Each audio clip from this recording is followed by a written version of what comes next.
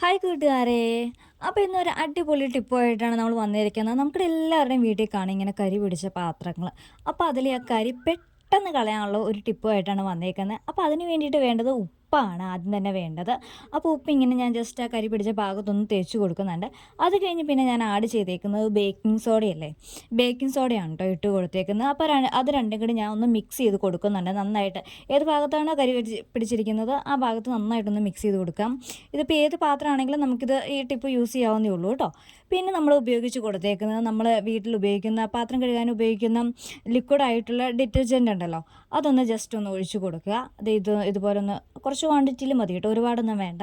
കുറച്ച് ക്വാണ്ടിറ്റിയിൽ അത് ഒഴിച്ച് കൊടുത്തതിന് ശേഷം അത് മൂന്നും കൂടി നന്നായിട്ടൊന്ന് മിക്സ് ചെയ്ത് യോജിപ്പിക്കുക കേട്ടോ. ഇത്രയുള്ള പരിപാടി വളരെ ഈസി ആയിട്ട് പെട്ടെന്ന് ക്ലീൻ ചെയ്തെടുക്കാനായിട്ട് പറ്റും. നമ്മൾ ഈ മറ്റേ സ്ക്രബറൊക്കെ വെച്ച് ഇങ്ങനെ ഉറച്ചുറച്ചിരിക്കുന്ന ആ ടൈമൊന്നും വേണ്ട.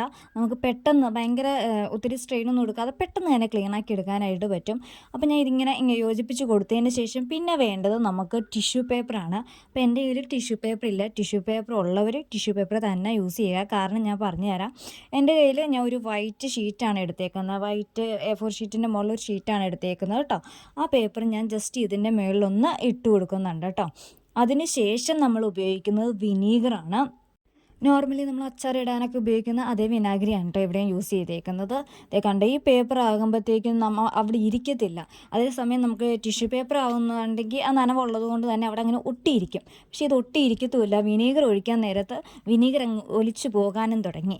അപ്പോൾ അത് കാരണം കൊണ്ടാണ് ഞാൻ പറഞ്ഞത് ടിഷ്യൂ പേപ്പർ ഉള്ളവർ ടിഷ്യൂ പേപ്പർ തന്നെ യൂസ് ചെയ്യുക, അതാണ് നല്ലത്.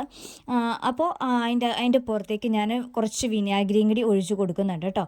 അപ്പോൾ ആ വിനാഗിരിയും കൂടി ഒഴിച്ച് കൊടുത്തതിന് ശേഷം നന്നായിട്ട് അതിങ്ങനെ ഒട്ടിച്ച് വെക്കുക. ആ പേപ്പർ അവിടെ ഒട്ടിയിരിക്കണം. നമുക്ക് കരി പറ്റിയ ഭാഗത്ത് നന്നായിട്ട് ഒട്ടിയിരിക്കണം. അപ്പോൾ ഒരു 10-15 മിനിറ്റ് അങ്ങനെ ഒട്ടിച്ച് വെച്ചേർന്നാൽ മതി കേട്ടോ. അപ്പോൾ ഒരു 15 മിനിറ്റ് കഴിയുമ്പോഴത്തേക്കും നമ്മളിത് ക്ലീൻ ചെയ്ത് കാണിക്കുന്നുണ്ട്.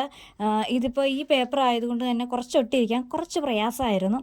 ഞാൻ കുറച്ച് കഷ്ടപ്പെട്ടിട്ട് തന്നെ ഞാൻ ഒട്ടിച്ച് വെച്ചിട്ടുണ്ട് കേട്ടോ. നമുക്ക് വീഡിയോ എടുക്കാൻ വേണ്ടിയിട്ട് ഞാൻ കഷ്ടപ്പെട്ടൊന്ന് ഒട്ടിച്ച് വെച്ചിട്ടുണ്ട്.